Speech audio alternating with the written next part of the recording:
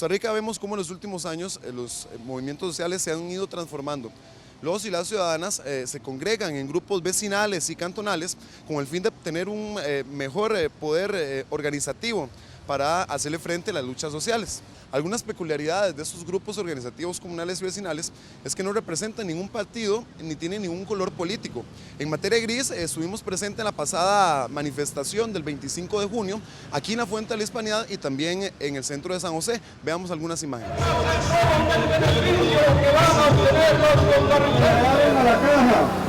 Así es que por favor, todos aquellos educadores, funcionarios del MEP, que se encuentran trasladados, Estamos apoyando al pueblo de Costa Rica en sus gestiones para lograr el derecho de huelga, para lograr que los pluses no sean eliminados de los salarios de los educadores y de las educadoras de este país, y por la pobreza que este pueblo costarricense está viviendo actualmente con el gobierno de doña Laura Chinchilla. Protestar por toda la corrupción que hay en el gobierno, por todo ese montón de lagartos que tenemos, que nos están robando, están entregando nuestro país a la demás gente. Lástima, yo soy liberacionista y seguiré siendo, pero me duele tanto ver todo lo que está haciendo este gobierno. El gallo se llama Coco y él viene a manifestarse en contra del maíz transgénico. Ese maíz que solo viene a dañar la gente, a dañarlos a ellos también.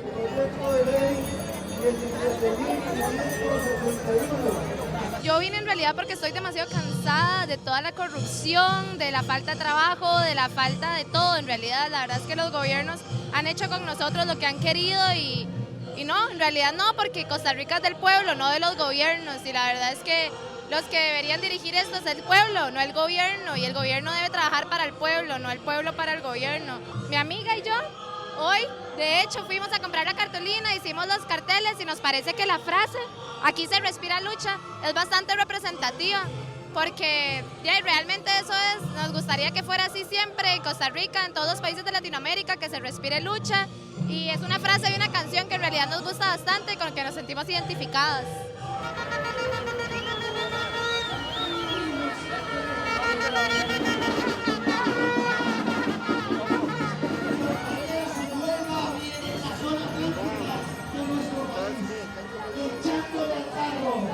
Vengo porque me duele ver cómo este país, que lo encontré hace 27 años, tan lindo, y donde me dio apoyo, albergue, y todos estos 27 años no tengo queja de esta gente, de este pueblo, pero sí he tenido la oportunidad de ver la diferencia entre el Costa Rica que encontré en el año 86 y el Costa Rica de ahora, y no quisiera por ustedes que nos les vaya a pasar lo que a nosotros los nicaragüenses nos ha pasado, porque nosotros no venimos aquí por casualidad, nosotros somos producto de otra corrupción que se dio y que permitimos, y ahora estamos pagando todo ese descuido.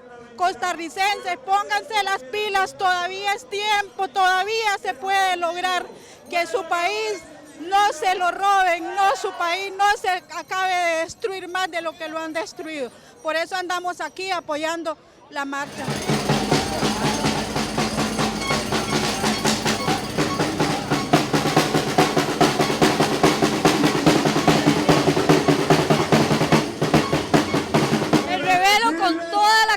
De este país. Me alegro que esta manifestación haya tenido eco porque la gente se ha movilizado.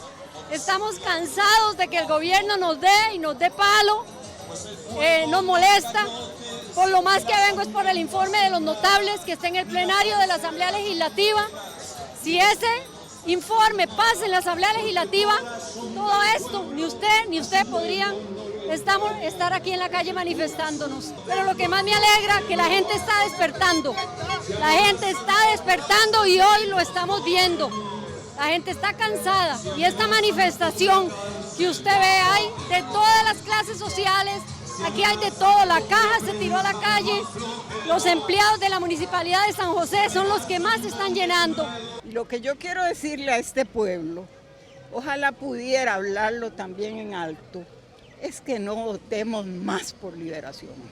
sea quien sea el candidato que pongan, sea quien sea, no podemos votar más por Liberación, porque Liberación Nacional es el partido que nos está llevando a la ruina total de nuestros valores, de nuestra ciudadanía y de nuestro dinero, pues se lo están robando todo. Es inaguantable el permitir estos gobiernos delincuentes, incorregibles, ladrones, impunes, inmunes, y estos gobiernos no activan las conductas como gobernantes en favor del pueblo, no, están ahí para robarse la flor innata de los activos nacionales. Organizar para defender los derechos. Hay un problema ético, hay un problema de costo de la vida, hay un problema de concesiones, hay un problema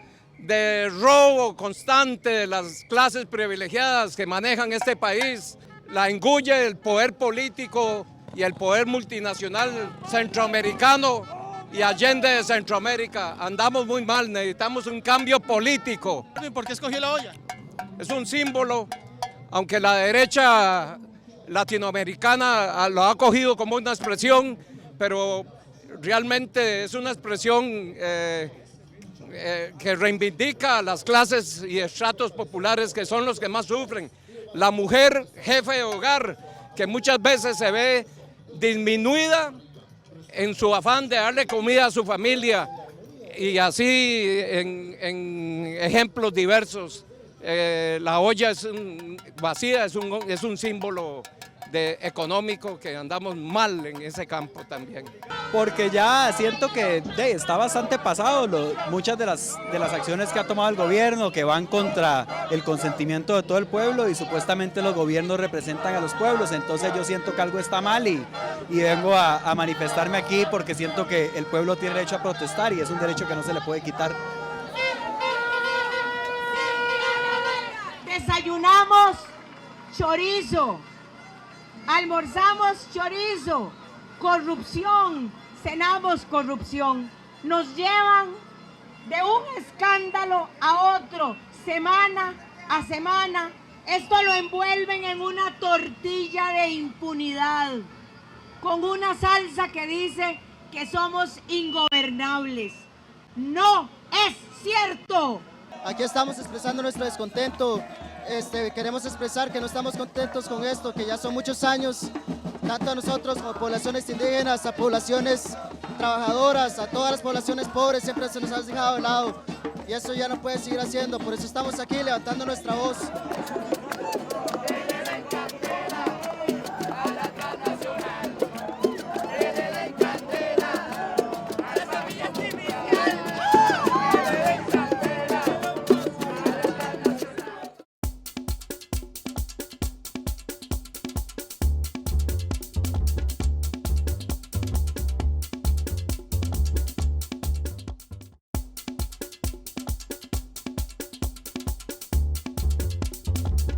Acabamos de ver en el pasado segmento algunas imágenes y los pormenores de lo que se dio en la pasada manifestación el 25 de junio aquí en la Fuente de la Hispanidad de San José, pero fueron más de 27 puntos en los que varias organizaciones en Costa Rica se dieron un día de huelga. Por parte del gobierno ha habido bastantes críticas hacia estos grupos y hasta hacia estas manifestaciones porque dicen que son sin sentido y que no tienen un tema común por el cual luchar. Para profundizar más en el tema de cómo se ha venido transformando la protesta social en Costa Rica en los últimos años, preparamos para ustedes aquí en Materia Gris una entrevista con Alejandro Alvarado, quien es parte del Instituto de Investigaciones Sociales de la Universidad de Costa Rica. Así que en los dos segmentos siguientes vamos a conversar un poquito con él sobre el tema. Alejandro, contanos un poquito acerca de una serie de publicaciones que se han hecho en internet con respecto a la transformación que ha tenido la lucha social en Costa Rica en los últimos años. Bueno, este es un trabajo que tenemos ya varios años desarrollando desde el Instituto de Investigaciones Sociales de esta universidad, y es un trabajo que hemos realizado conjuntamente con distintas organizaciones de nivel nacional y nivel internacional. Es un trabajo que ha estado coordinado por distintas personas, todas ellas en su mayoría investigadoras del Instituto de Investigaciones Sociales, y desde este año la coordinación está a cargo mío.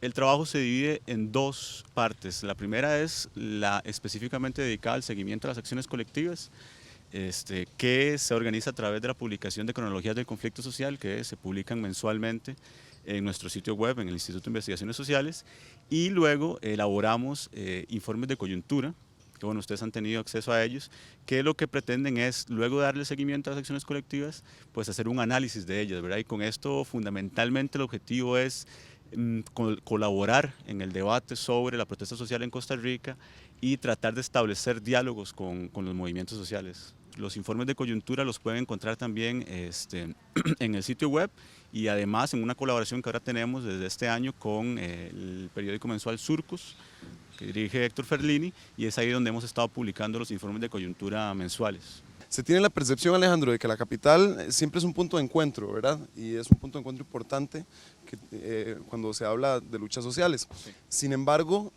en los últimos tiempos, y más que todo con esto de los foros regionales que se dieron a partir de la lucha con la concesión, ¿verdad?, de San José San Ramón, las manifestaciones dejaron de tener el punto de encuentro en la capital y se han trasladado a las propias comunidades. Contanos un poquito cómo ha sido ese fenómeno. La lectura de la protesta social en Costa Rica, principalmente durante los últimos años, tiene que necesariamente pasar por entender la relación que señalas entre, digamos, la ciudad y el mundo rural, ¿no?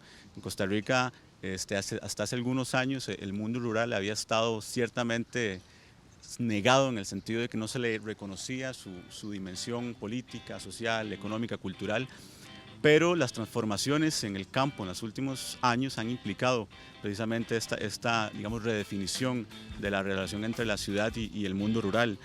En cuanto a las características, yo creo que podemos señalar varias. Precisamente este elemento de que San José ciertamente pierde hasta cierto punto centralidad en la protesta social, tiene que ver con dos elementos fundamentales que nosotros, bueno, en este momento Gloriana Martínez, la compañera que está trabajando junto conmigo este trabajo, hemos venido tratando de recuperar, que es por un lado el tema de la multidimensionalidad de la protesta social, ¿verdad?, que es fundamentalmente lo que entendemos por la concurrencia de múltiples dimensiones de la vida social que presionan desde la protesta social. Entonces hablamos de la vida económica, la vida política, de la vida cultural, de la vida ambiental, y que han pues supuesto, ¿no?, un enriquecimiento de la protesta social en Costa Rica. Y del otro lado, lo que tal vez responde más a este planteamiento que haces, que es el tema de la multiescalaridad, ¿verdad? Es decir, de cómo ya no podemos leer la protesta social solo desde el ámbito de lo nacional, sino tiene que pasar por una lectura desde el ámbito de lo local y desde el ámbito de lo regional. En efecto, digamos, el caso paradigmático de los últimos años han sido los foros, y particularmente el Foro de Occidente en la lucha en torno a la concesión de la Ruta 1, ¿verdad? Pero podemos señalar otros movimientos que no tienen, digamos, la resonancia pública que estos, pero que sí han venido sosteniéndose. Yo creo que sería importante señalar acá, y es un objeto para prestarle atención, es la lucha de los campesinos y las campesinas, indígenas y no indígenas, por la recuperación de las tierras, ¿verdad? Esto ha colocado lo local y lo regional en un punto central para leer la protesta social, y desde acá, ¿no?, que siempre tratamos de leer la protesta social, lamentablemente desde el centro, ahora sí que desde la ciudad, muchas veces eso queda un poco desplazado. Sin embargo, hemos tratado de irlo recuperando y podríamos señalar esos dos elementos, ¿verdad? Adicional a eso, yo creo que otros dos elementos centrales para entender la protesta social en general, pero que agregan a esta lectura, es el carácter intenso, por un lado, y el carácter plural de la protesta social por el otro lado, ¿verdad? Estamos hablando de la configuración de protestas sociales complejas, diversas, plurales, donde participan diversos, que valga la redundancia, actores sociales, y que muchas veces intervienen de manera conjunta. Otro elemento rápido para señalar, y yo creo que ustedes lo han tratado en otros programas, es el problema de la criminalización de la protesta social, y en esto es importante poner énfasis en la dimensión regional y en la dimensión local. ¿Por qué? Porque los medios de comunicación generalmente no prestan atención a este tipo de protestas, ¿verdad?, que ocurren en el ámbito de lo regional y de lo local, y es donde quizá los grados de criminalización de la protesta social son mayores. Criminalización simbólica y material, ¿verdad? Es decir, desde la negación que implica precisamente el no registro de este tipo de protestas en los medios de comunicación, hasta la intervención de los cuerpos policiales, por ejemplo, en recuperaciones de tierras, ¿verdad?, que han sido notorios. Alejandro, contanos un poquito las ventajas y desventajas de que la protesta social se regionalice. Plantearlo en términos de ventajas y desventajas es difícil porque, digamos, podríamos plantear que toda ventaja implica una desventaja y viceversa, ¿verdad? El punto central es, en primer lugar, que esta territorialización responde a la dinámica que se ha venido gestando en los últimos años, donde la puesta en escena, la implementación del modelo neoliberal ha implicado efectos en todo el territorio nacional, ¿verdad? Y esto ha generado entonces el despertar, entre comillas, ¿verdad?, de distintos movimientos de protesta en las escalas regionales y locales. Como un sentido de pertenencia. Ciertamente el sentido de pertenencia participa de la cuestión, ¿verdad?, porque está de por medio de la defensa del territorio, está de por medio de la defensa de una historia local, de una historia regional, y está de por medio de la defensa de la autonomía en el caso, por ejemplo, de los pueblos indígenas, ¿verdad? Esto es importante. Entonces, digamos que para tratar de entenderlo en esos términos de ventajas y desventajas, tiene la ventaja, digamos, de que enriquece el panorama de la protesta social, lo hace más complejo y desde, digamos, las ciencias sociales lo hace más difícil de leer. Probablemente no hubiera sido posible una forma de organización y participación política como los foros si no hubiera sido a costa de esta regionalización y de esta territorialización de la protesta social. ¿Por qué? Porque hasta hace algunas décadas en Costa Rica, como en general, digamos, en la lectura desde las ciencias sociales y desde los movimientos sociales, estaba la idea de que fundamentalmente la protesta social se centraba en lo que se conoce, digamos, como movimientos sociales tradicionales, ¿no?, fundamentalmente los de carácter gremial, como las organizaciones sindicales, pero todas estas nuevas realidades que han ido evolucionando y que han ido gestándose han implicado la emergencia de eso que, digamos, en la teoría se llaman nuevos movimientos sociales, aunque la mayoría no son tan nuevos, digamos, ¿verdad? Estamos hablando del movimiento campesino, del movimiento indígena, del movimiento feminista, del movimiento de la diversidad sexual, etcétera, que, como digo, han implicado un enriquecimiento, un crecimiento sustancial del escenario de la protesta social. Hasta hace algunos pocos años, digamos, dentro de este trabajo que hemos desarrollado era poco lo que podíamos reportar, por ejemplo, sobre el movimiento de diversidad sexual o sobre el movimiento campesino, pero esto ha ido en aumento, y esto ha ido en aumento en la relación con el hecho de la explosión que se ha generado en el mundo rural y que se ha generado, digamos, en la periferia de la gran área metropolitana como producto de las implicaciones que este modelo conlleva, ¿verdad? Entonces, yo pensaría personalmente, ¿verdad?, que este enriquecimiento de los actores colectivos, de las demandas y de las formas de la acción colectiva, solo hablan, digamos, de un panorama social y político que implica a actores sociales despiertos y que están verdaderamente tratando de enfrentar y contrarrestar los efectos perjudiciales del sistema.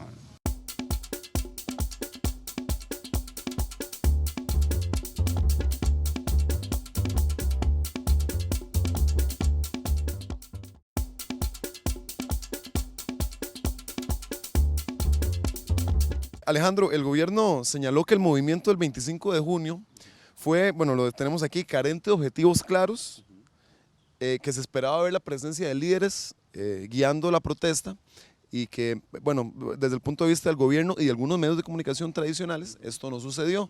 ¿Esto qué connotaciones tiene?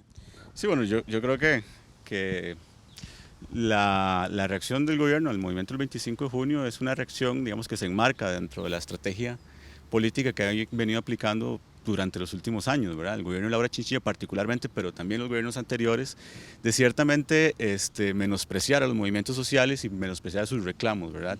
Esto es importante porque nos permite entender que no es un fenómeno que solo responde al movimiento 25 de junio, sino que se enmarca entre un proceso más amplio de la cuestión. Sobre la falta de objetivos, pues bueno, yo creo que tal cosa no es real, ¿verdad? En primer lugar, desde los anuncios que se hacen se señalan por lo menos tres grandes ejes de demanda, ejes de protesta social, que son por un lado la lucha contra la corrupción y la impunidad, por el otro lado la lucha contra el proyecto de ley de reforma procesal laboral y por el otro lado la lucha por la derogatoria de la ley de concesiones. Pero a esto se le suman una serie de demandas específicas que es lo que enriquece ese escenario del 25 de junio, ¿no? Porque entonces Veíamos, por ejemplo, a las comunidades organizadas en el Foro de Oriente reclamando por la situación del nuevo hospital de Cartago, o veíamos al movimiento de trabajadores de Habdeba reclamando la anulación de la concesión a APM Terminals, etcétera, ¿verdad? Vemos una multiplicación de malestares que, valga decir, yo creo que el movimiento 25 de junio termina siendo de alguna manera la desembocadura de todos esos malestares acumulados, ¿verdad? Terminan concentrándose, digamos, en un día, pero que finalmente remite a toda una breve historia de la protesta social, ¿no? de algunos años, que lo vimos, ¿no? O sea, vimos bloqueos, vimos marchas, vimos concentraciones, vimos mitines, vimos declaraciones públicas en todos los lugares, y esto es riquísimo, ¿verdad? Alejandro, en el actual panorama social y político del país, ¿cómo crees que va a ser la protesta social de aquí a un corto, mediano plazo? Yo señalaría varias cuestiones que me parecen que son importantes. En primer lugar, bueno, lo que ya he venido señalando, ¿verdad? La protesta social es en gran parte la consecuencia de, por un lado, la desestructuración del Estado Social de Derecho, y por el otro lado, las consecuencias de la implementación del modelo neoliberal, en primer lugar, ¿verdad?